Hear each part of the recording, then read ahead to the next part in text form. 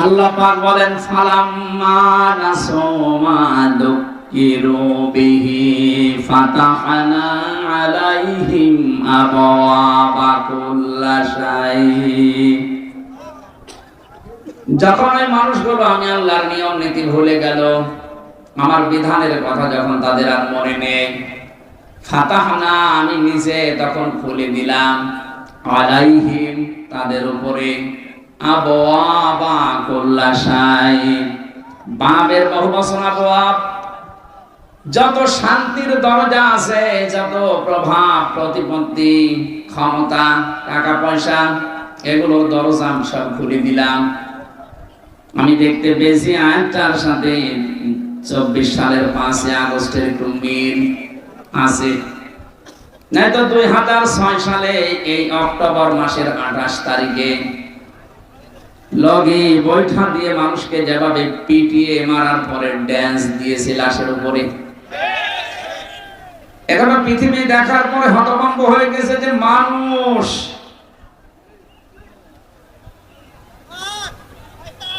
আমি তার পরের বছরে সিরাজগঞ্জ থেকে যাচ্ছিলাম কুষ্টিয়ায়, বাসে যাচ্ছি, হঠাৎ ড্রাইভারের পেছনে সিট পেয়েছি।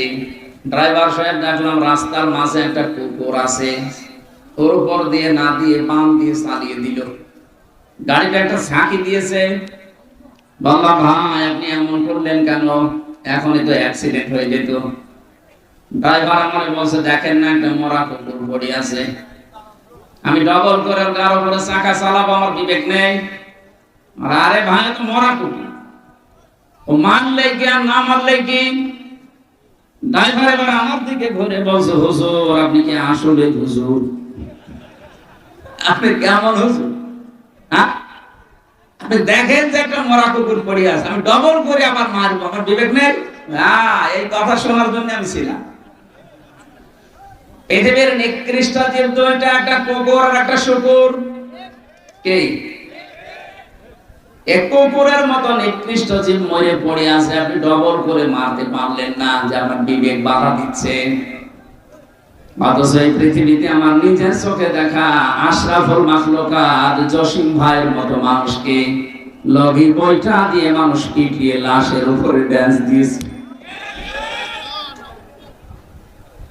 এদেরকে আপনি মানুষ বলেন কোন সেন্সে? আমার তো আজ পর্যন্ত সেন্স আসে না যে মানুষ। মনে করলাম এই নৃশংস ঘটনার পরে আল্লাহ পৃথিবীতে আর এদেরকে প্রতিষ্ঠা দেবে না, কিন্তু 2 বছর পরে দেখি ফাতাহনা আলাইহিম আবওয়াব। আল্লাহ বলেন যত সুখ শান্তির দরজা আছে সব আমি তাদের জন্য দিয়ে দিলাম। এটা দিয়েছে কে? বলেন বলেন। 9 সালের পর থেকে 5 বছর পরে পরে মনে করলাম পাল্টাবে, কিন্তু না, 24 সালে দেখে পাল্টায়নি। মনে করলাম কোরআনের এই আয়াতকে আল্লাহ এমনি এমনি দিল না, কোনো কার্যকারিতা আছে। হঠাৎ করে দেখি হাত্তা ইদা ফারিহু বিমা উতু, আল্লাহ পাক বলেন তাদেরকে আমি যা দান করেছিলাম, আমার এই দানকৃত বস্তু পাওয়ার পরে যখন এই মানুষগুলো আনন্দে আত্মহারা হয়ে আছে খুশিতে, আখাযনাহুম বাগতাতান, হঠাৎ করে আমি আল্লাহ নিজে তাদেরকে পাকড়াও করলাম। আপনি মেলান তো মেলে কিনা? আখাযনা একালে কান আছে, এর ফাইল বা কর্তা আল্লাহ নিজে। আল্লাহ বলেন আমি নিজে ধরেছি, হুম মানে তাদেরকে বাগতাতান, হঠাৎ করে। এমন হঠাৎ করে ধরলেন যে খাবার খাবে সে সময় হয়নি। আল্লাহ পর্যন্ত শেষ করেননি। ফাইদাহুম মুবলিসুন, যখনই ধরেছি হঠাৎ করে দেখলাম ওরা সব হতাশ হয়ে গেল। ওই মানুষগুলোর চেহারার ভেতরে সব হতাশা, সব নিরাশা। চেহারার ভেতরে তাকালেই মনে হচ্ছে যে না, এদের আর দুনিয়া আখিরাত বলে কিচ্ছু নেই, সব হারিয়ে ফেলেছে। আমার তো 5 তারিখের পর থেকে পর্যন্ত সেটাকে দেখছি, দেখি চেহারা দেখে এই আয়াতের সাথে মিলে যাচ্ছে। আপনি দেখেন না এদের যখনই আদালতে তোলে হাওমাও করে কাঁদতেছে। আজকে মানবতার মিথ্যা ফেরিওয়ালা একজন এই দালাল কোর্টে যাওয়ার পরে হাও মাও করে কাঁদছে আর বলছে আমি সরি। কিসের সরি? আলেমদের তালিকা করেছিল এই দেশে 116 জন আলেমকে তালিকা করেছিল, যারা যারা তার ভেতরে এই দালাল একজন। আর এখন তুমি হাওমাও করে কাঁদো, তোমার তালিকা এই দেশের মানুষ করেনি, তালিকা করেছে স্বয়ং আল্লাহ। আখাজ না, এর ভেতরে ওই লোকটা আছে। যতগুলো মানুষ আমি দেখতে পাচ্ছি যে দরবেশ দাড়ি কেটে নম হয়ে গেছে, সেদিন আমার মামলার হাসিরা দেওয়ার জন্য গিয়েছিলাম, যে দেখি ওই যে হাসি সেলিম শিশুর মতো কাঁদতেছে, এজলাসে উঠে আপনার কথা বলতে পারে না, ভালো নৌকা বলতে কি হৌকা বলে পারে।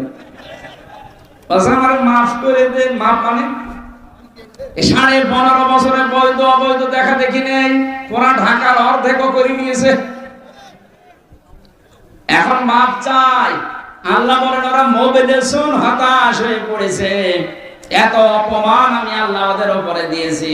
ওয়ালাহুম আযাবুম মুহিন, নিকৃষ্ট শাস্তি আমি আল্লাহ ওদের উপরে চাপিয়ে দিয়েছি, অপমানজনক শাস্তি। দেখেন না কালামানিকের বীজ উড়ে গেছে।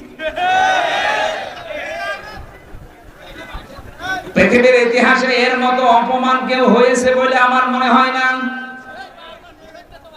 আপনি দেখেন কত বড় অপমান, একটা সুপ্রিম কোর্টের সাবেক বিচারপতি এই লোকটা, অথচ কলার পাতায় আল্লাহ শুনিয়েছে।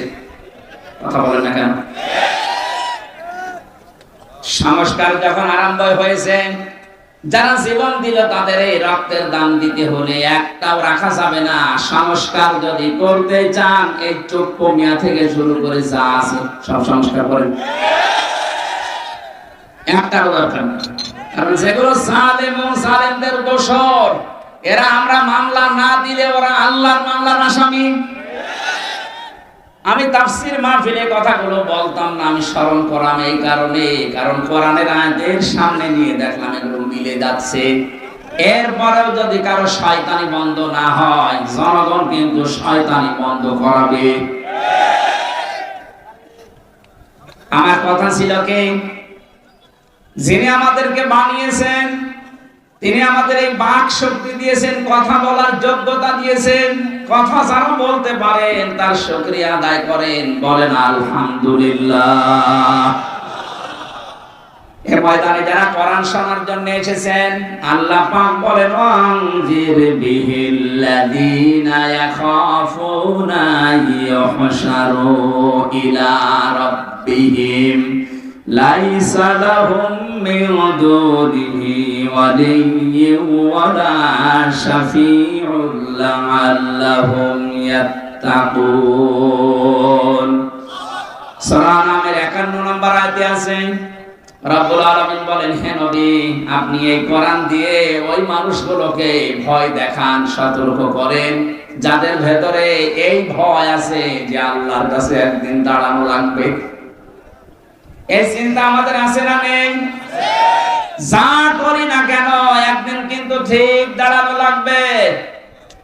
মা তাসালু কদামা বানি আদম আব্দি ইয়াউমাল কিয়ামাতি হাত্তা ইসালান খামসিন আন উমরিহি ফিমা আফনা ওয়া আমালিহি ফিমা আবলা ইলা আখিরিল হাদিস, রাহু ইবনে মাজাহ।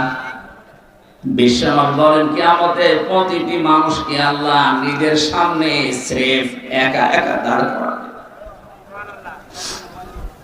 রাজশাহী বাসী আজকের আলোচনা মনে করবেন আমার জন্য। আল্লাহ নিজে বলেন, আমি তোকে আমার সামনে স্রেফ একা দাঁড় করাবো, কেউ থাকবে না প্রথমে। অকুল্লুহুম আতিহি ইয়াউমাল কিয়ামাতি ফারদা। সূরা মারইয়ামের 95 নম্বর আয়াতে আছে, কিয়ামতে প্রতিটি মানুষ আল্লাহর সামনে দাঁড়াবে। কয়জন করে? বলে বলে স্রেফ একা, কেউ থাকবে না আপনার সাথে। আপনি নিজে নিজে ভাবেন তো, আপনি দাঁড়িয়ে আছেন মহান আল্লাহর সামনে স্রেফ একা।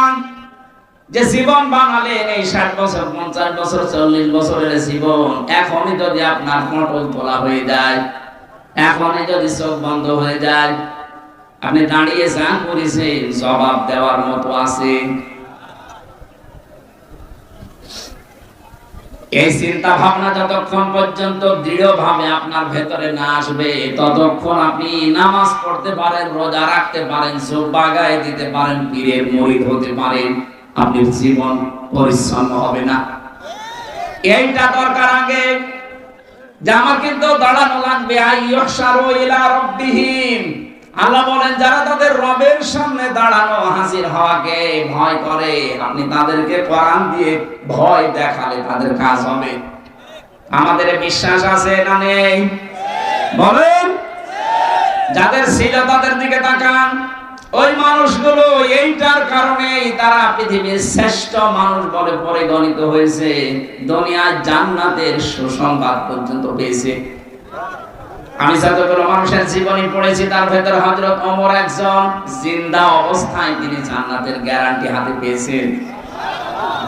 এমনি এমনি পাননি, পেয়েছেন। তাকান, ছেলেটা ভর্তি করলেন মাদ্রাসায়।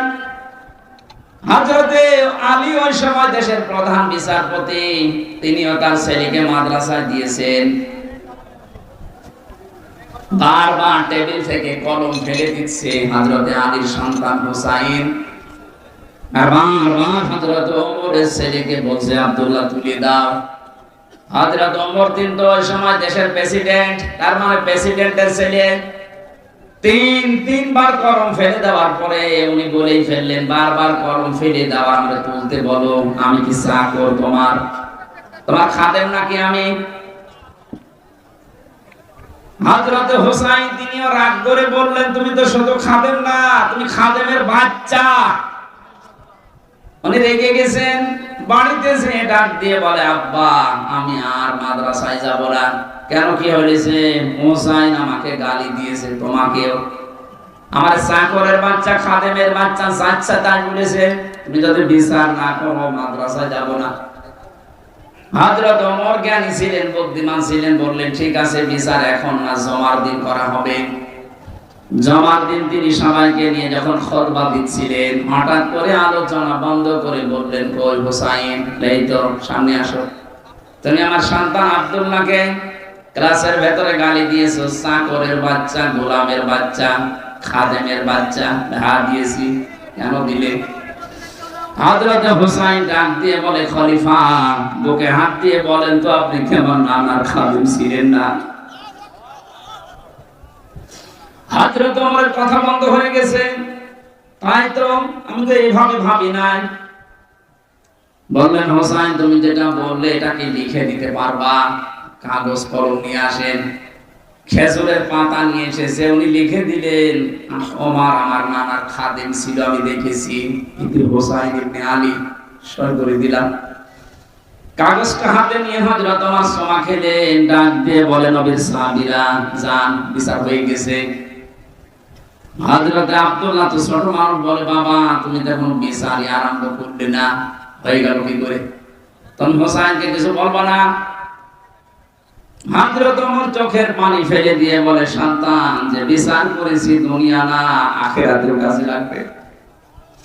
আমি যখন মারা যাব এই কাগজটা আমার কাফনের ভেতরে দিয়ে দিও।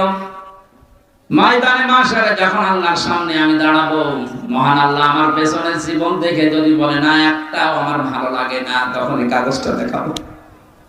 রব্বুল আলামিন আমার জীবনের কিছু যদি তোমার পছন্দ না হয়, কাগজটার দিকে তাকাও, তোমার নবীর নাতি লিখে দিয়েছে আমি নবীর খাদেম ছিলাম। এই ওসিলা হলে আজকে তুমি এই ময়দানে আমারে মাফ করে দাও। রাজশাহীবাসী তারা কনসেন্সে ছিল, আমরা আছি কোথায়? আপনি স্রেফ একা ভাবেন নিচে দাঁড়াবেন আল্লাহর সামনে, এটা বলতে যত সহজ মনে হচ্ছে, শুনতে যত সহজ মনে হচ্ছে, বাস্তবতা অত সহজ না। আপনি ভাবেন তো নিজে দাঁড়িয়ে আছেন সরাসরি আল্লাহর সামনে।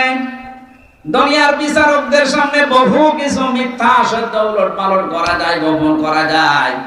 এমন জায়গায় দাঁড়িয়ে আছেন যেখানে সত্য মিথ্যা না সব সাক্ষী আল্লাহ নিছে। আপনার শরীর পর্যন্ত সাক্ষী দেবেন। এখানে কাবা যারা তাওয়াফ করে দেখলাম ষষ্ঠ চক্করে একটা দোয়া পড়ে, কাবা শরীফ সামনে নিয়ে বলা হয় আল্লাহুম্মা ইন্না আলাইয়া হুকুকান ফীমা বাইনি ওয়া বাইনিকা। ডাক দিয়ে বলা হচ্ছে রব্বুল আলামিন, এই কাবার মালিক তুমি, আমি তোমার গোলাম, তোমার ভৃত্য, আমি তোমার চাকর, তোমার বান্দা এসেছি সেই বাংলাদেশ থেকে।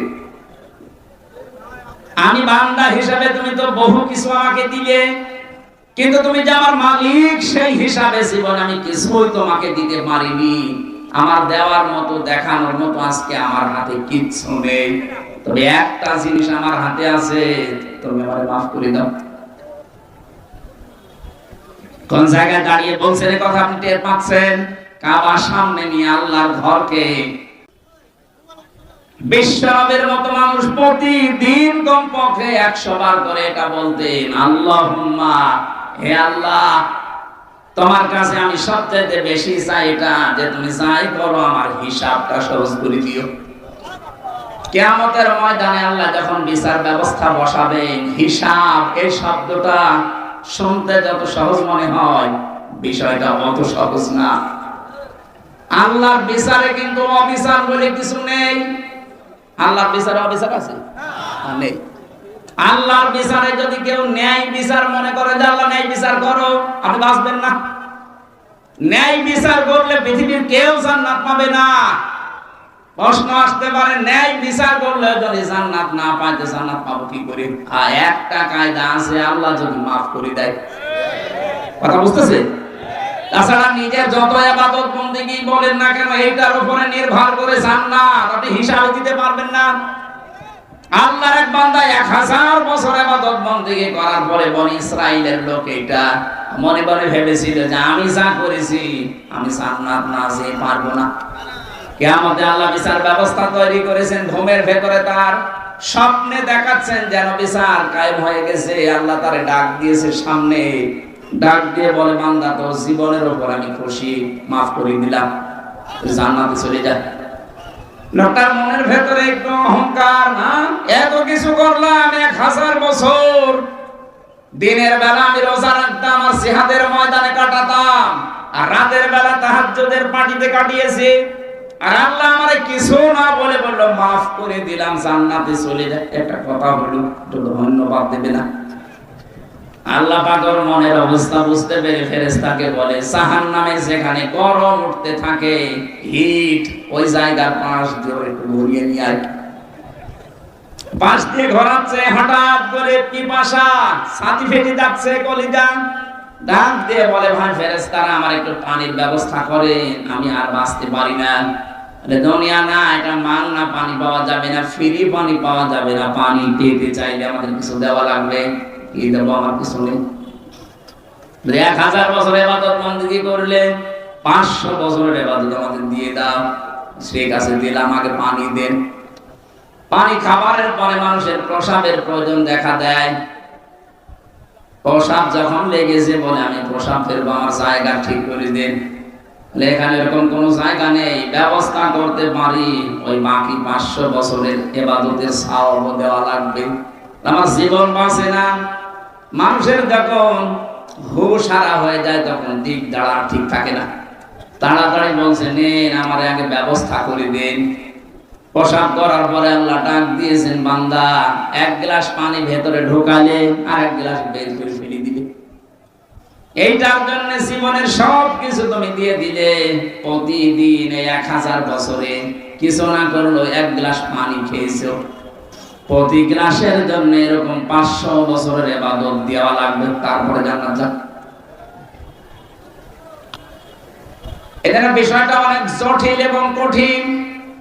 খলিফাতুল মুসলিমিন হযরত ওমরের মতো মানুষ এই শব্দটাকে সামনে নিয়ে যদি এই চিন্তা ভাবনা থাকে, আমাদেরও কোনো চিন্তা আসার দরকার আছে না নেই?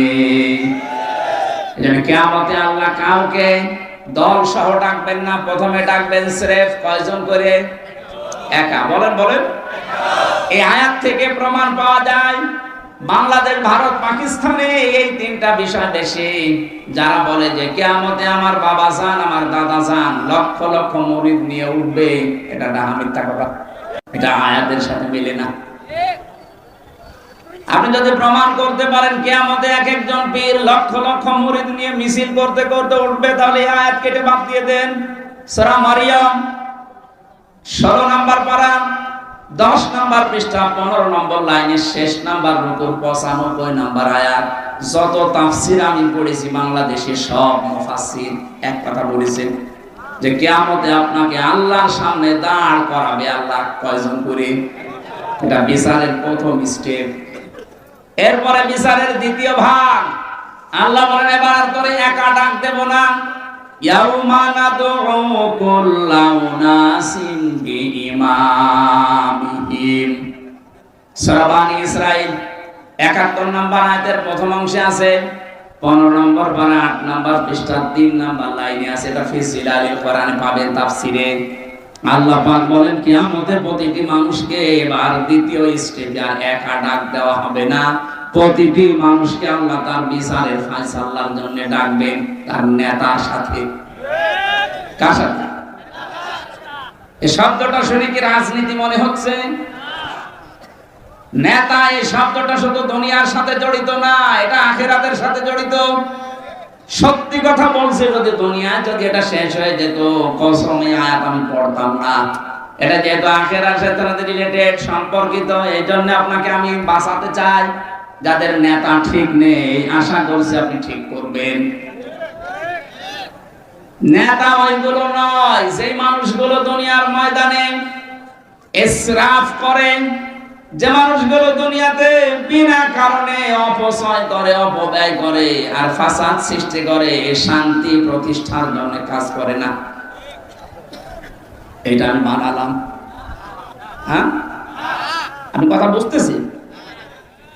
সূরা শুআরা আছে 19 নম্বর পারা 12 নম্বর পৃষ্ঠা 5 নম্বর লাইনের 151 152 নম্বর আয়াত। এটাও তাফসীরে ইবনে কাসিরে আছে।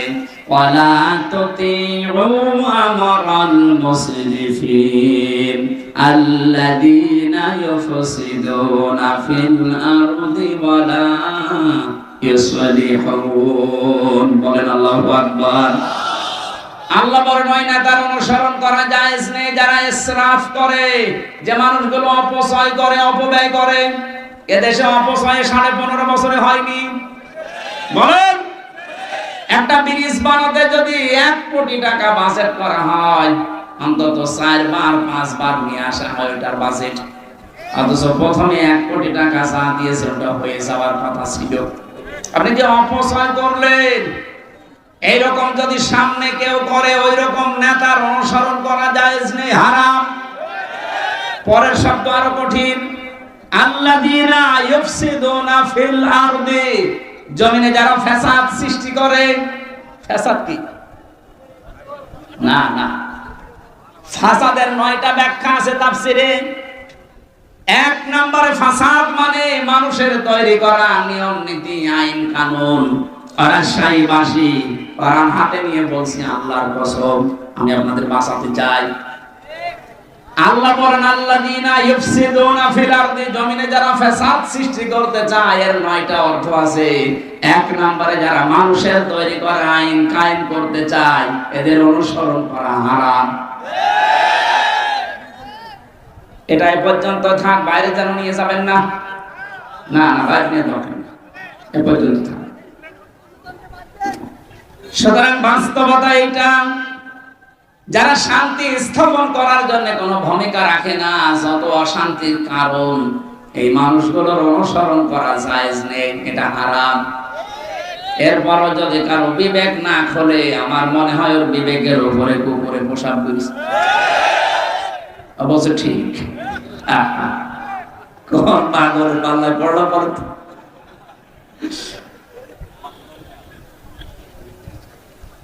এরপরে বিচারের তৃতীয় অবস্থা হচ্ছে কিয়ামতে আল্লাহ লক্ষ কোটি কোটি মানুষের সামনে আপনাকে দাঁড় করাবেন। এবার অবস্থা আরো খারাপ হবে। এজন্য মাঝে মাঝে মনে হয় আল্লাহর নামের আগে আলেম লিখে দিয়েছে, মানুষেরা আলেম মনে করে। কিয়ামতে যখন এই জ্ঞানের উপরে আমার আমল না থাকবে, কোটি কোটি মানুষের সামনে ঠিক এই সম্মানের জায়গায় ঠিক উল্টা অপমান করা হবে।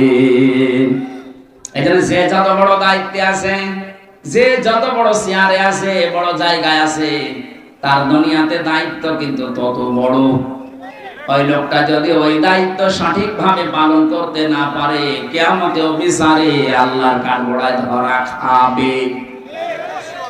এই দেশের সবচাইতে বড় মসজিদ, কেন্দ্রীয় মসজিদ যেটা বাইতুল মুকাররম, কথা বল না কেন? জাতীয় মসজিদের যিনি এখন খতিব হয়েছেন, শ্রদ্ধাভাজন ব্যক্তিত্ব, বড় বড় আলেম বাংলাদেশে যদি 5 জন থাকে তার ভেতরে তিনি একজন। হাদিসের উপরে অনেক পাণ্ডিত্য আছে তার। আল্লামা মুফতি আব্দুল মালিক হাফিজাহুল্লাহ, ওনার এখন সবচাইতে বড় দায়িত্ব হচ্ছে ওই ময়দানে, ওই জায়গায় বসে এই জাতিকে সংশোধনের জন্য যত সঠিক হক এই কথাগুলো তুলে ধরা। কে খতিব ওবায়দুল্লাহ সাহেব যেভাবে তুলে ধরতেন, ওবায়দুল হক, আমার মনে হয় এখন আমরা যে খতিব পেয়েছি একজন যোগ্য, আমরা চাই এই যোগ্যতা তিনি যেন কাজে লাগান। এতদিন যাদের পেয়েছিলাম তারা জালেমদেরকে নাম দিত কওমি জননী। জনগণ পিটিয়ে বিদায় করেছিল, এত জোতা মেরেছে তার দিকে জনগণ। ও বলছে না, আমার গায়ে কোনো জোতা লাগেনি। এইরকম কথা বলতে পারলি? আমরা আশা করছি, আকাঙ্ক্ষা করছি, তামান্না করছি, যিনি আমাদেরকে এখন পথ দেখানোর জন্য দায়িত্ব নিয়েছেন কেন্দ্রীয় মসজিদের, তার ভূমিকাও হবে ঠিক ওই রকম। কথা বলে না কেন? ওখানে থেকেও যদি জাতিকে সংশোধনের কথা, সঠিক কথাগুলো তুলে ধরতে না পারে, কোন ভয় যদি পেছনে কাজ করে, তাহলে ওই জায়গায় বসে থেকেও জবাব দেওয়া লাগবে কিয়ামতে। আমার মনে হয় জাতীয় মসজিদের এই কথাগুলো বিভিন্ন মিডিয়ার মাধ্যমে সারা দেশের মানুষের কাছে যেমন পৌঁছায়, ওনার দায়িত্বটা এখন অনেক বেড়ে গেছে। নামাজ পড়া যে এরকম ফরজ, কি কথা বলে না কেন? ঠিক এইরকম ফরজ এই পৃথিবীতে আল্লাহর দ্বীন কায়েম করা। নামাজ পড়া ফরজ, নামাজের 27টা শিক্ষা, এইগুলো আমরা অনেককেই বলতে দেখি। দ্বীন কায়েম করা ফরজ, এই কথা অনেকে তো বলেই না, আর বলতে গেলে মানুষ রাজনীতি মনে করে। বিশ্বনবী 13 বছর মার খেয়েছিলেন মক্কায়, এই কথাগুলো বললে অনেকে কান্নাকাটি করে। অথচ উনি যে 10 বছর মদিনার রাষ্ট্রপ্রধান ছিলেন, এই কথা বলতে গেলে এটা রাজনীতি। আমি তাদের উদ্দেশ্যে একটা ছোট্ট কথা বলছি, কয়েক মিনিটে খেয়াল করবেন। আমি গতানুগতিক কথা বলছি না, চিন্তা ভাবনা করে বলছি। আমি দেখতে পাচ্ছি এই চরিত্রের মানুষ এই দেশে এখন বাড়তেছে।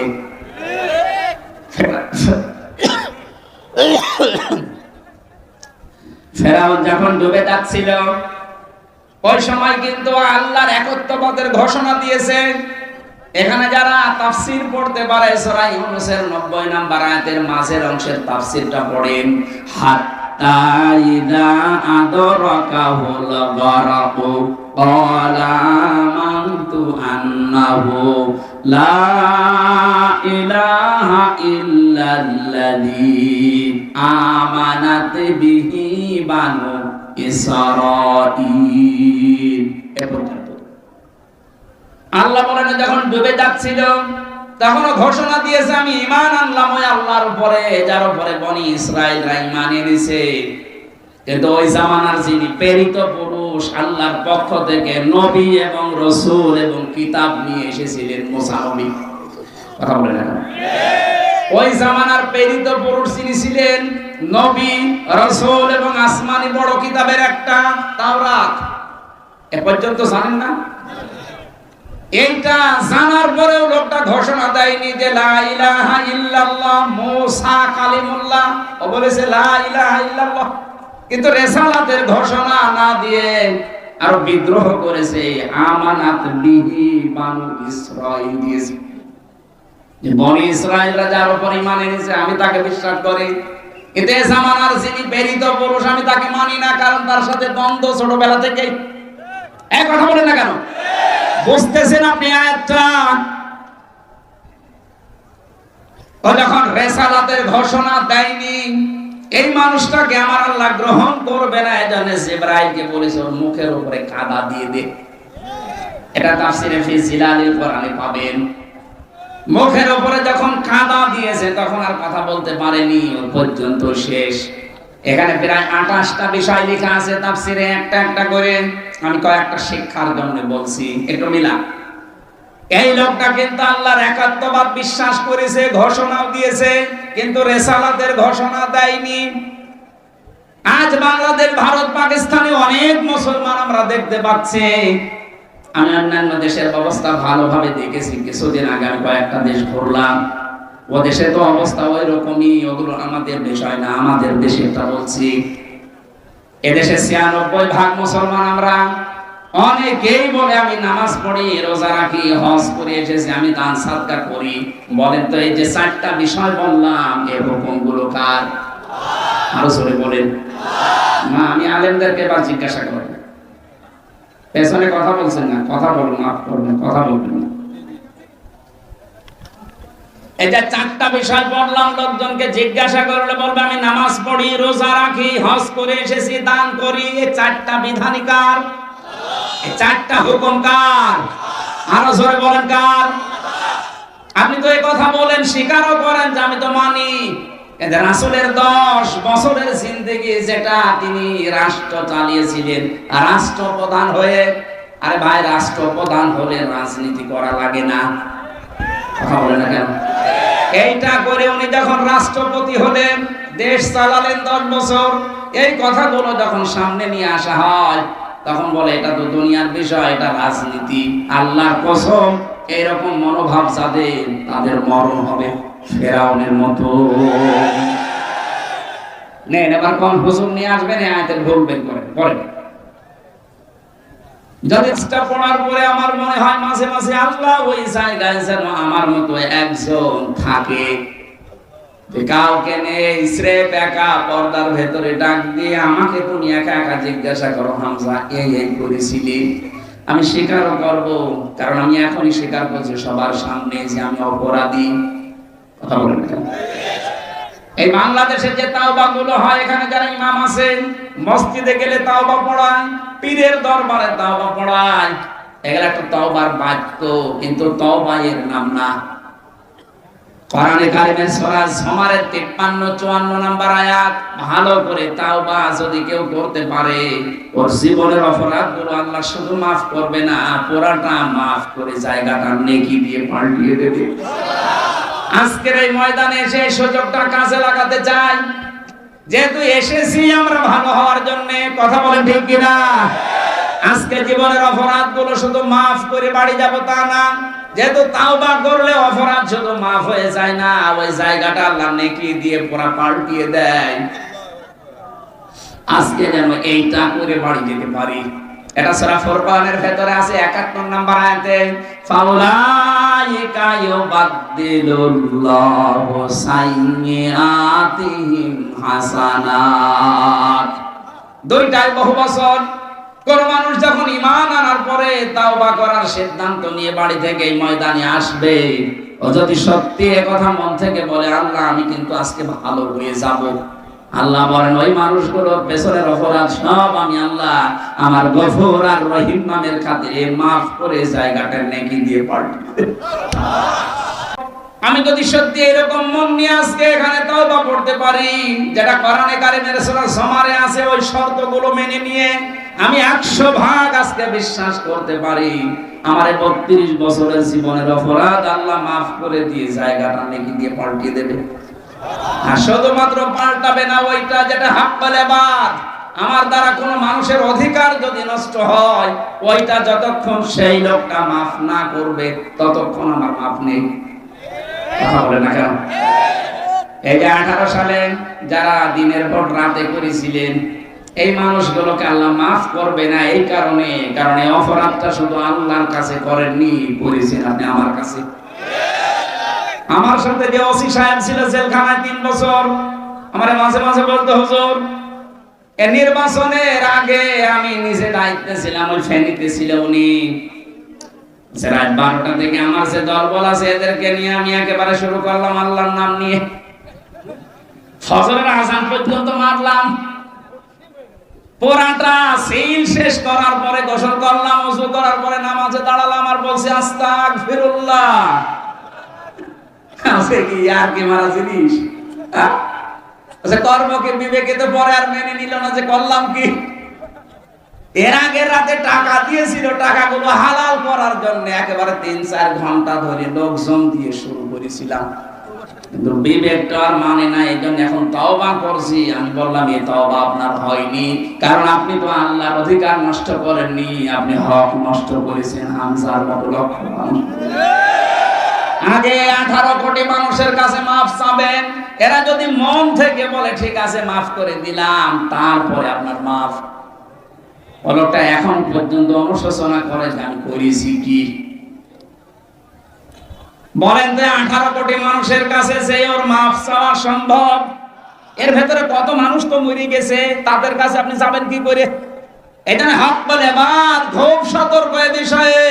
আল্লাহর অধিকার আপনি নষ্ট করেছেন, সেটা আল্লাহ মাফ করে দেবে, কিন্তু বান্দার যে অধিকার হক, এটা যদি আপনার দ্বারা নষ্ট হয়ে যায়, আপনি বিশ্বাস করতে পারেন আমার কাছে না, কাবার ইমামের কাছে তাওবা করলেও আপনার মাফ হবে না।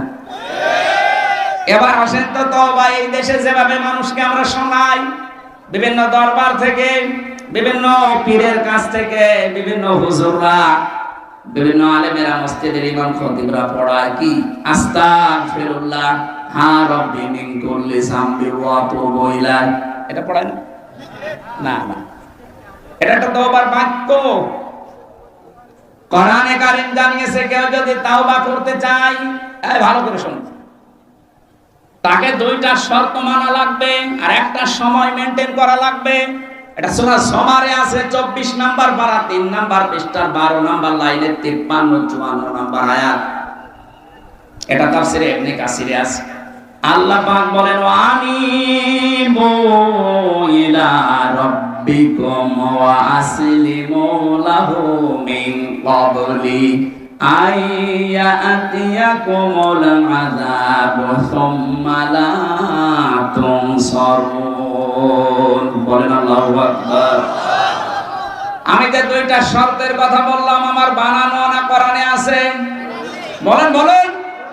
আল্লাহ বলেন 1 নম্বরে শর্ত মানা লাগবে আনিবু ইলা রাব্বিকুম, যে লোকটা তার রবের দিকে ফিরে আসবে, ওয়াসলিমু লাহু মিন ক্বাবলি, আর আত্মসমর্পণ করবে রবের বিধান সামনে পেলেই।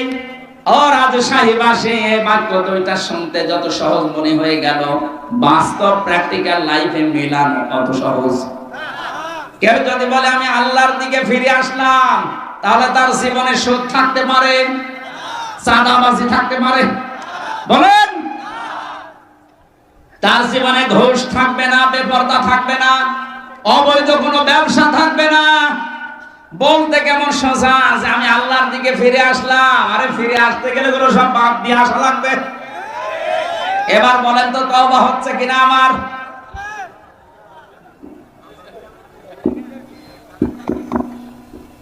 দুই নম্বরে ছিল আসলিমু, আত্মসমর্পণ করবেন, সারেন্ডার করবেন। দুনিয়া একদিকে হয়ে যাক, আমি যদি একা স্রেফ দাঁড়িয়ে থাকি, তাও আমি আল্লাহর বিধান সামনে একাই দাঁড়িয়ে থাকবো। বলেন এই 2টা বিষয় শুনতে যত সহজ মনে হচ্ছে, প্র্যাকটিক্যাল লাইফে, বাস্তব জীবনে মেনে নেওয়া কি অত সহজ? যারা মেনে নিতে পারে এই মানুষগুলোকে আল্লাহ বলেন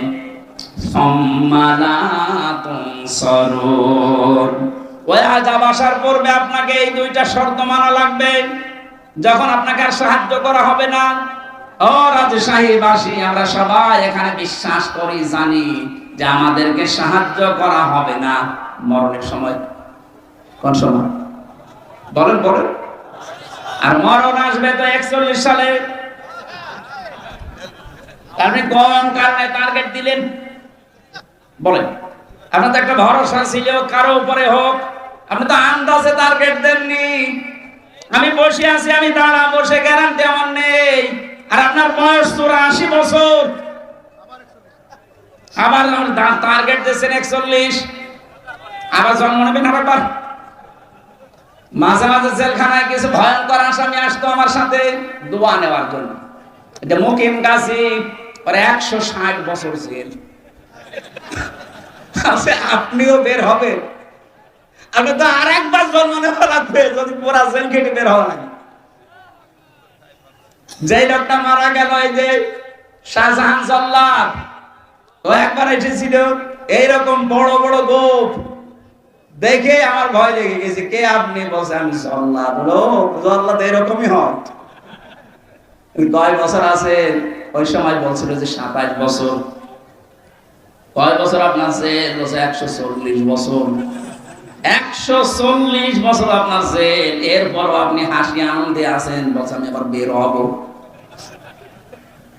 আমার তো মনে হয় শাহজাহান জল্লাদের মতো ওই রকম চিন্তা ভাবনা আপনিও করেছিলেন যে 41 সাল।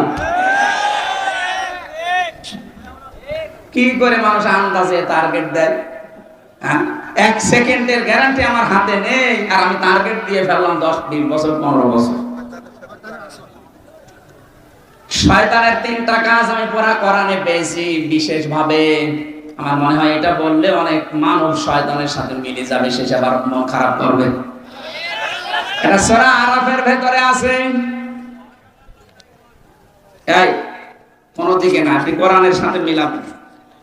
আল্লাহ রাব্বুল আলামিন বলেন ক্বালা ফাহাবিত মিনহা ফামা ইয়াকুনু লাকা আন তাতাকাব্বারা ফিহা ফাখরুজ ইন্নাকা মিনাস সাবিরিন। শয়তান যখন অহংকার করেছিল, আমি বললাম যা দূর হয়ে যা, কোন অহংকারীকে আমার জান্নাতে আমি জায়গা দেব না, বের হয়ে যা, এখান থেকে চলে যা।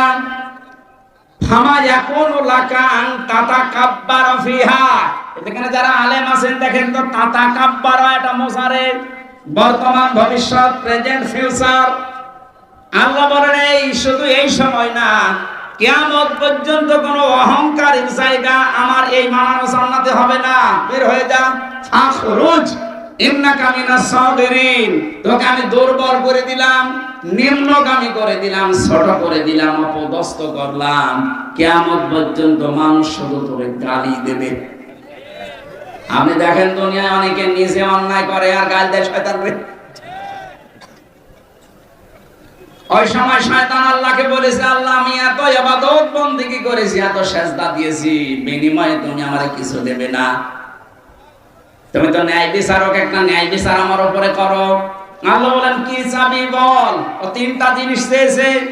তাফসিরে আমি পড়েছি কিয়ামত পর্যন্ত যারা শয়তান মার্কা মানুষ তারা এই 3টা জিনিস চাইবে। আপনি দেখেন আপনার সাথে আবার মেলে কিনা। 1 নম্বরে শয়তান বলেছে ক্বালান দিরনি ইলা ইয়াউমি ইউবাসুন, হে আল্লাহ আমাকে তুমি ছাড় দাও, আমি বাঁচতে চাই, কিয়ামত পর্যন্ত আমার হায়াত বাড়িয়ে দাও। আল্লাহ বলেন দিলাম। মুফাসসির লিখেছেন শয়তান মার্কা মানুষগুলো দুনিয়ায় বেশি দিন বেঁচে থাকার আকাঙ্ক্ষা পেশ করে। আর আপনি তাকান তামাম দুনিয়ার অবস্থা এক, শয়তান মার্কা মানুষগুলো বেশি দিন বেঁচে থাকে। এত মানুষ মরে, শয়তানের মরণ নেই, আরো বৃদ্ধি বাড়ে। 2 নম্বরে শয়তান বলেছে ক্বালা ইন্নাকা মিনাল মুনজারিন, আমাকে ছাড় দাও। শুধু তা না, আমি অর্থ চাই, টাকা চাই, সম্পদ চাই, ক্ষমতা চাই। এই যে তাকান দুনিয়ার দিকে, ক্ষমতা, টাকা পয়সা যাদেরই বেশি, ওরা আল্লাহ রাসূলের বিরুদ্ধে বেশি।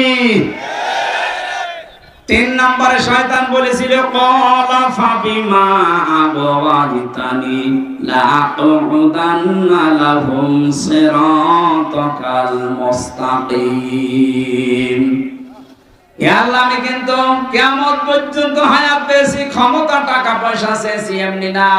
তোমার যে বান্দা বান্দীদের কারণে এই মানব জান্নাত থেকে আমার বিদায় করে দিলে, যেখানে আমার ঘোষণা দিলে যে আমাকে জাহান্নামে দেবে, এই জাহান্নামে যাওয়ার জন্য আমি একা না, ভালো ভালো রাস্তার মোড়ে মোড়ে আমি বসে বসে ওত পেতে থাকবো, তোমার এই বান্দা বান্দীদেরকে আমার সাথে যেন আমি নিয়ে যেতে পারি। এই জন্য শয়তান কোনো খারাপ রাস্তায় থাকে না।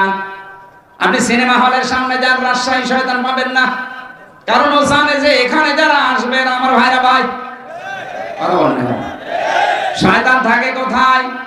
কোরআনে কারীম শোনানো হচ্ছে এই জায়গায়, বিভিন্ন মোড়ে শয়তান বসে আছে, সে মানুষ হোক আর জিন হোক। আসতে গেলে বান্দা বান্দীদেরকে ধোঁকা দেয় যে এখানে যাবা, এখানে রাজনীতি হবে। এক কথা বলে না কেন? অথবা এমন কোন কাজে আপনাকে জড়িত করে রাখবে, কোরআন যেন আপনার এই কর্মকবরে না যায়। হয় বাদাম খাওয়াবে, নাই গল্প গুজব করাবে, নাই বিভিন্ন উল্টা পাল্টা কাজে লাগাবে।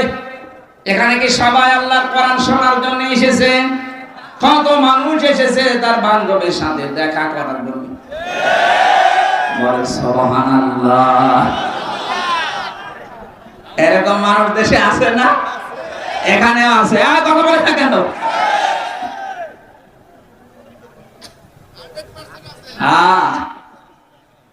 শয়তান যে তিনটা জিনিস চায়, আমরা যেহেতু মানুষ, আমরা ওই তিনটা জিনিস চাইবো। বেশি দিন বেঁচে থাকার আকাঙ্ক্ষা আমাদের নেই। আমাদের আকাঙ্ক্ষা এই, মুমিন যত তাড়াতাড়ি বিদায় নিতে পারবে তত তাড়াতাড়ি সে আল্লাহর সাথে সাক্ষাৎ পাবে। বিশ্বনবীকে অফার দেওয়া হয়েছিল, আপনি যদি বাঁচতে চান আপনাকে আমি ছেড়ে যাব। আজরাইল এসে বলছে, হযরতে আজরাইলকে নবীকে বললেন, আমি যদি বাঁচতে চাই তাহলে কতদিন? বলে যতদিন ইচ্ছা থাকতে পারবেন। তারপরে কি হবে? মরা লাগবে। মরাই যদি লাগে আমি আর বাঁচতে চাই না। হযরতে জিবরাইল আর আজরাইল দুইজন মিলে বলছিলেন, ইয়া রাসূলুল্লাহ, অথচ আপনার জন্য মহান আল্লাহ ইন্তজার করতেছে, অপেক্ষা করতেছে দেখা করার জন্য। নবীজি আবু বকরকে ডাক দিয়ে বললেন, এই পৃথিবীর সব সম্পদ আল্লাহ একটা বান্দাকে দিতে চেয়েছিলেন, কিন্তু সে বান্দা সব সম্পদ উপেক্ষা করে তার মাবুদের সাথে দেখা করা বেশি জরুরি, বেশি প্রয়োজন মনে করেছেন। বলেন সুবহানাল্লাহ। নবীর উম্মত আমরা যারা দাবি করি, আমাদেরও আকাঙ্ক্ষা এই, এ দুনিয়ায় আমরা বেশি দিন বাঁচতে চাই না। বেশি দিন বেঁচে থাকার আকাঙ্ক্ষা এটা শয়তানের। বলেন, টাকা পয়সা, ক্ষমতা, পাওয়ার চাই, প্রভাব প্রতিপত্তি চাই, এইটাও শয়তানের আকাঙ্ক্ষা। আমরা যদি এইটা চাই, আমাদের উদ্দেশ্য হওয়া লাগবে এই, যেন যতদিন আছি, যত টাকা পয়সা ক্ষমতা আমার হোক, আমি যেন আল্লাহর দ্বীনে জমিনে কায়েম করতে পারি। এটা ছাড়া পৃথিবীর কোন উদ্দেশ্য নিয়ে টাকা পয়সার মালিক হওয়া জায়েজ নেই। এটা ছাড়া পৃথিবীর কোন উদ্দেশ্য নিয়ে ক্ষমতার মালিক হওয়া জায়েজ নেই। আমি কথা বোঝাতে পেরেছি? যে কথাটা তুলেছিলাম, কিয়ামতের ময়দানে আল্লাহর সামনে দাঁড়ানো লাগবে, এই চিন্তা ভাবনা নিয়ে যারা দুনিয়ার জীবন কাটায়, হে নবী আপনি তাদেরকে কোরআন দিয়ে উপদেশ দিলে দেখবেন তাদের কাজ হচ্ছে। যেহেতু এই প্রকারের মানুষ আমরা এখানে বসে আছি, আমরা তাদেরকে আজকে কোরআনে কারিমের তাফসীর থেকে কিছু শোনাতে চাচ্ছি। আল্লাহ আমাকে বলার মতো, আপনাদেরকে বোঝার মতো যোগ্যতা দান করেন, আমিন। সূরা শুআরার 214 নাম্বার মাত্র একটা আয়াত পড়েছি। আল্লাহ আমার মাথার ভেতরে কোরআন সম্পর্কে যা দিয়েছেন, আমার তো মাঝে মাঝে মনে হয় আয়াতে আল্লাহ যত কথা দিয়েছেন, আমার সারা জীবন যদি আয়াত নিয়ে আলোচনা করি আয়াতটা শেষ করা সম্ভব না, এত কথা এর ভেতরে আছে। তাফসীরুল কোরআন মাহফিল লিখেছেন, আমরা আসেন তাফসীরে প্রবেশ করছি। জবান খুলে কোরআনের এই সোনালী আয়াত একবার পড়েন, আউযু বিল্লাহি মিনাশ শাইতানির রাজীম, বিসমিল্লাহির রহমানির রহিম, ওয়া আনযির আশীরাতাকাল আকরাবিন। আল্লাহ পাক বলেন, হে নবী আপনার নিকটবর্তী যারা আছে এই মানুষগুলোকে সতর্ক করেন, আল্লাহর ভয় তাদের অন্তঃকরণে সৃষ্টি করেন। এই মানুষগুলোকে আপনি সতর্ক বার্তা শোনান, সামনে কিন্তু একটা মহা প্রলয়ের দিন আসতেছে। বিশ্বনবী আদেশ পাওয়ার পরে ফিরে আসলেন। এর আগে আরো যে কয়টা আয়াত পেয়েছিলেন, ওই কয়টা পাওয়ার পরে খাদিজার কাছে প্রথমে এসে বলেছিলেন, ইয়া খাদিজা জাম্মিলুনি জাম্মিলুনি, খাদিজা আমি ভয় পেয়েছি, আমার জীবনের উপরে আমার আশঙ্কা হচ্ছে, তুমি আমাকে ঢেকে দাও। স্বামী যারা আছেন এবারে কথাটা শুনবেন। স্বামী নেই এখানে? হ্যাঁ, স্বামী নেই? হ্যাঁ, এবার আপনাদের জন্য হযরতে খাদিজা ওই দিন নবীজিকে ঢেকে দিয়েছিলেন আর 5টা কথা বলেছিলেন। আপনার স্ত্রী যদি এই 5টা কথা আপনার জীবন সম্পর্কে বলতে পারে, আপনার চরিত্র সম্পর্কে বলতে পারে, আপনি বিশ্বাস করতে পারেন আপনি নবীর উম্মত। আর যদি এই 5টার একটাও আপনার স্ত্রী বলেন না, মিলছে না, আপনি নবীর উম্মত হতে পারেননি। হযরতে খাদিজা ওই দিন প্রথম তাকে বলেছিলেন, কাল্লা, কখনোই না, আল্লাহি, আল্লাহর কসম, মা ইখজিকাল্লাহু আবাদান, আল্লাহ কখনো আপনাকে অপমান অপদস্থ করতে পারে না, আপনাকে ভয় দেখাতে পারে না। 1 নাম্বার এটা বলার পরে তিনি বললেন, ইন্নাকা লা তাসিলুর রিহমা, আপনি তো রক্তের সম্পর্ক ঠিক রাখেন। ও রাজশাহীর মা বোনেরা, ও ভাইরা যারা স্বামী আছেন, আপনার স্ত্রীর পক্ষ থেকে এই সার্টিফিকেট আপনি কি পেয়েছেন? না, বলেন না। আপনার স্ত্রী কোনদিন আপনাকে বলেছে যে না আমার স্বামী যাই করুক সে কিন্তু রক্তের সম্পর্কগুলো ঠিক রাখে? অথচ এখানে অনেক বুজুর্গ বান্দা বসে আছে, নামাজ 5 ওয়াক্তের জায়গায় 6 ওয়াক্ত পড়ে, তাহাজ্জুদ মিলে, অথচ নিজের আপন ভাইয়ের সাথে রক্তের সম্পর্ক ঠিক রাখে না। নিজের বোনের জমি জায়গা নিয়ে ঝামেলা করে তার সাথেও সম্পর্ক কাট করে দিয়েছে। এক কথা বলে না কেন? রক্তের সম্পর্ক যাদের সাথে আছে, দুনিয়া একদিকে হয়ে যাক, এদের সম্পর্ক কিন্তু ঠিক রাখা লাগবে। এটা এত দামি বিষয়, সব যখন আল্লাহর বানানো শেষ, তখন এই যে রক্তের সম্পর্ক, যেটা রেহেম বলা হয় আরবিতে, এইটা আল্লাহর পা চেপে ধরেছে, কুদরতি পা। ডাক দিয়ে বলে, মাবুদ তুমি তো সবাইকে সবকিছু বললে, তা আমার বিষয়ে কিছু তো বললে না।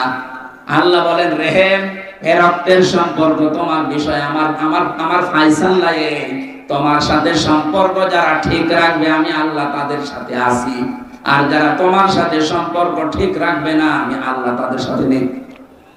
অথচ বাংলাদেশে এই আমলটা নেই।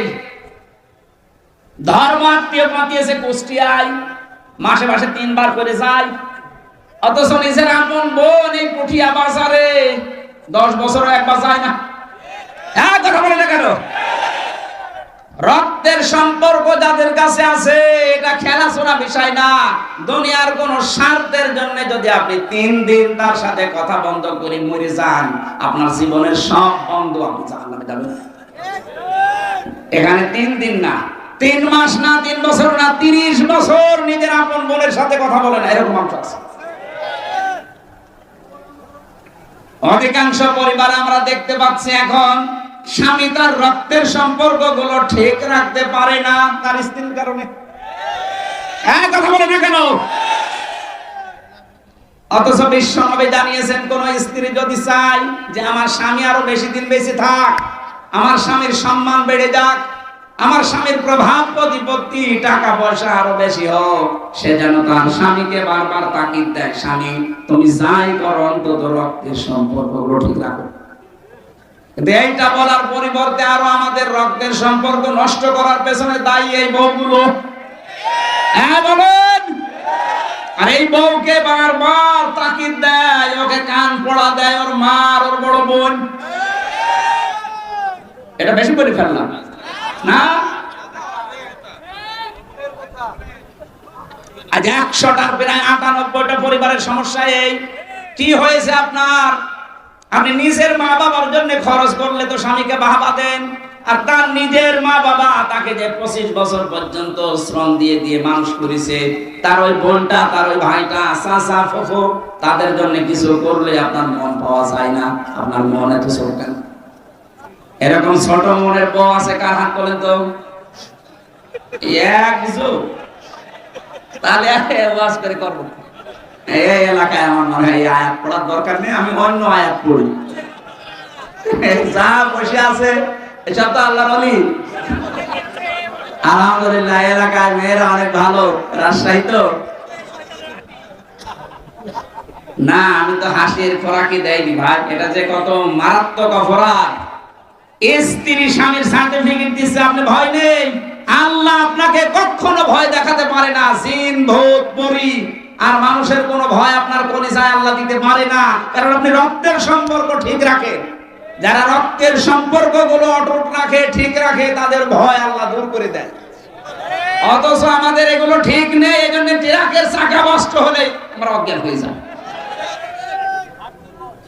সেই দিন একবার কোন জায়গা থেকে যাচ্ছিলাম যেন, চাঁপাইনবাবগঞ্জ থেকে, গাড়ি থামিয়ে পুলিশ বলছে, হুজুর আমার বুকে ফু দিয়ে দেন। কেন? ডিউটি করছিলাম, হঠাৎ দেখলাম তাল গাছের ভেতরে কি যেন নড়ে উঠলো। তাল গাছের ভেতরে কি নড়ে উঠেছে, ভয় পেয়েছে। তো ভয় তো পাবে, কত মানুষের অধিকার নষ্ট করছে না। সম্মানিত মা বোনেরা, মনটা উদার করে। কয়দিন থাকবেন দুনিয়ায় বলেন তো? এই কয়দিনের জন্য আপনার বিশাল আখেরাত আপনি নষ্ট করে ফেলছেন। মনে করছেন এইটা আর কি দুনিয়ার কাজ। কে বলেছে দুনিয়ার কাজ? এইটা দিয়ে আপনার আখেরাত তৈরি হবে। অনেক শাশুড়ি পাওয়া যায়, তারা দেখে মাঝে মাঝেই বলেন, আমার এই জামাইটা খুব ভালো, শুধু আমার মেয়ের কথা শোনে, এরকম জামাই দেশে নেই। আর আমার ওই যে ছেলেটা, ওইটা একটা বলদ হারামজাদা। কেন? খালি ওর বর কথা শুনতে। আরে আপনার জামাই তার বর কথা শুনলে সে আল্লাহর ওলি, আর আপনার ছেলে ওর বর কথা শুনলে আপনার সমস্যা। যে সমস্ত ছেলেরা নিজের স্ত্রী নিয়ে সন্তুষ্ট আছে, বাইরের কোনো দিকে খেয়াল করে না, সেই ছেলে নিয়ে আপনার মা বাবা তাদের আরো গর্ব করা উচিত। সন্তান যদি স্ত্রীর কাছে একটু সময় বেশি দেয়, তাকে ভালোবাসা আদর বেশি করে, মা বাবার আর অনেকের মন পাওয়া যায় না, বলে বউ আমার ছেলেকে দখল করে ফেলেছে। আপনার তো আর 2 রাকাত নামাজ পড়ে দান সাদকা করা উচিত, যে আমার ছেলেটা অন্তত বাইরে লাইন করে না। কথা বল না কেন? 1 নম্বরের স্বামী ওইটা উত্তম স্বামী, যে মানুষের রক্তের সম্পর্কগুলো ঠিক রাখে। আর এইটার জন্য যারা সাহায্য করতে পারে, সেটা আপনার স্ত্রী, আপনার শাশুড়ি, আর শাশুড়ির বড় মেয়েটা। অনেকের হয়তো বড় যে শেষ নেই, তারা বেশি বেশি। 2 নম্বরে নবীজির স্ত্রী বললেন, স্বামী আমার ভয় পাবেন না, আপনার কোনো ভয় নেই, আপনাকে আল্লাহ অপমান অপদস্থ করবে না। তাকসিবুল কাল্লা, তাহমিলুল কাল্লা, হাদিসের 2 নম্বর পয়েন্ট এটা। তাহমিলুল কাল্লা, আপনি মানুষের বোঝা বহন করেন, দুঃখের বোঝা, ঋণের বোঝা, বিভিন্ন কষ্টের বোঝাগুলো আপনি বহন করেন। আপনাকে আল্লাহ কোনো বোঝা দিতে পারে না। অথচ বাংলাদেশে আল্লাহর নবীর উম্মত অনেক দেখেছি, তারা মানুষের বোঝা হালকা করা দূরের কথা, আরো বোঝা চাপিয়ে দিয়েছে। 15.5 বছরের প্রশাসন বলেন, বিচার ব্যবস্থা বলেন, তাকান এদের দিকে, কত মানুষের বোঝা এরা আরো হালকা করা দূরের কথা আরো ভারী করে দিয়েছে।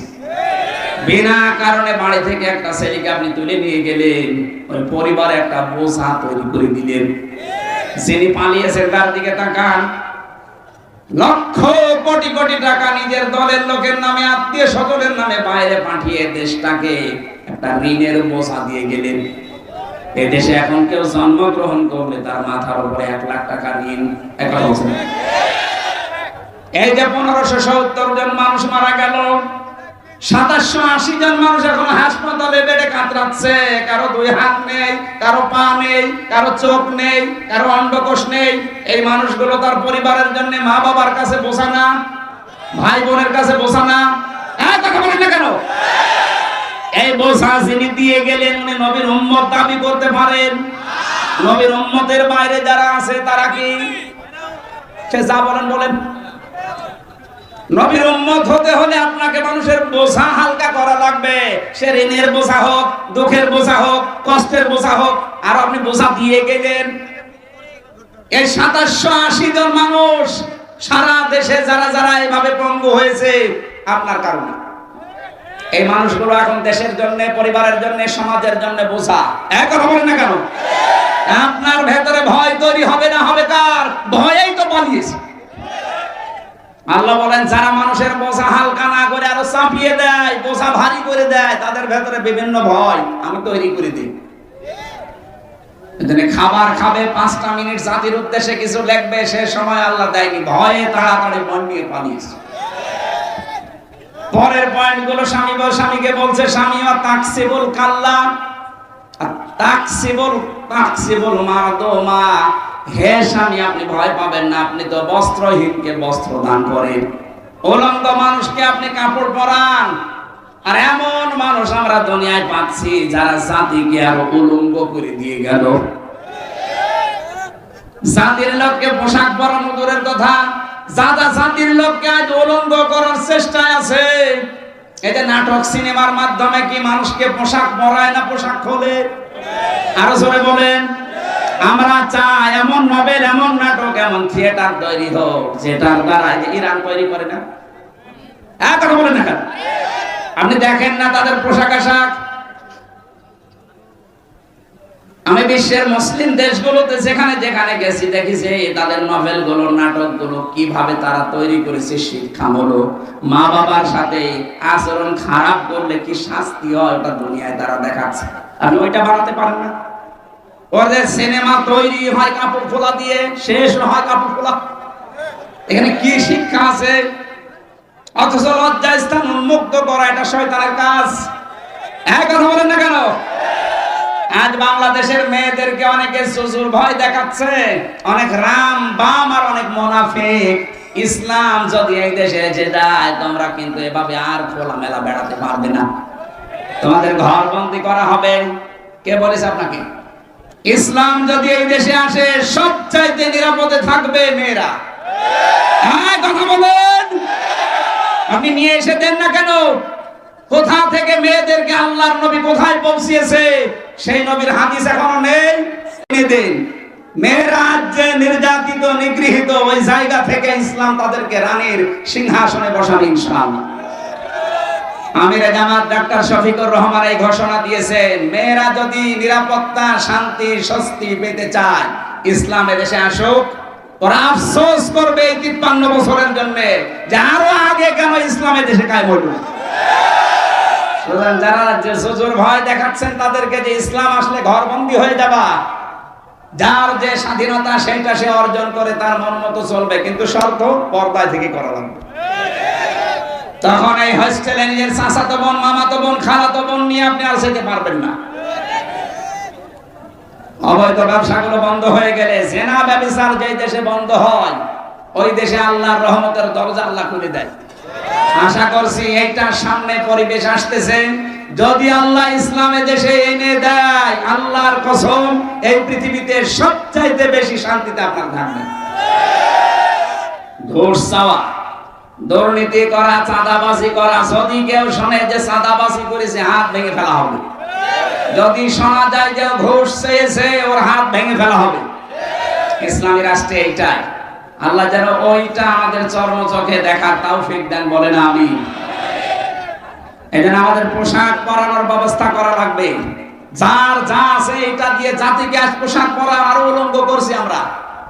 3 নম্বরে আতমাইনুন আতাকরিমুদ দাইফ, আপনি তো মেহমানদারি করান, আমরাও মেহমানদারি পেয়েছি।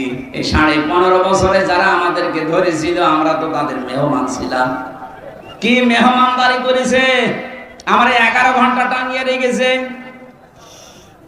কালো কাপড় দিয়ে চোখ বেঁধে, পেছনে আজকে যেমন ব্যারিস্টার সুমনকে বেঁধেছে পেছনে আমার ওইভাবে বেঁধেছিল।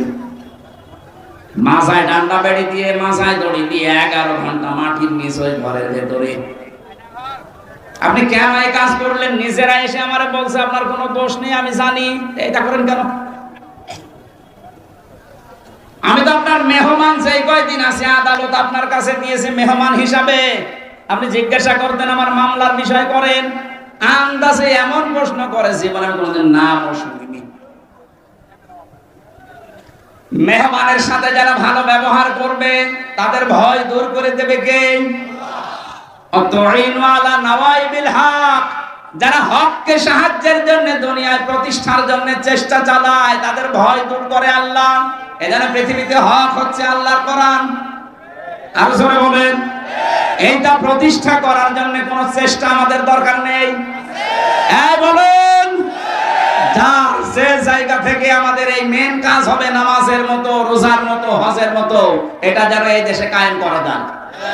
আল্লাহ আমাদেরকে এটা চর্ম চোখে দেখার তৌফিক দাও। 56,000 বর্গ মাইলে তোমার কোরআন দিয়ে দেশটা চলছে। 53 বছর তো আমরা বিভিন্ন জিনিস দেখেছি, কারো বাবা চালিয়েছে, কারো স্বামী চালিয়েছে, কারো চাচা চালিয়েছে, কারো ভাবি চালিয়েছে, কারো বুবু চালালো।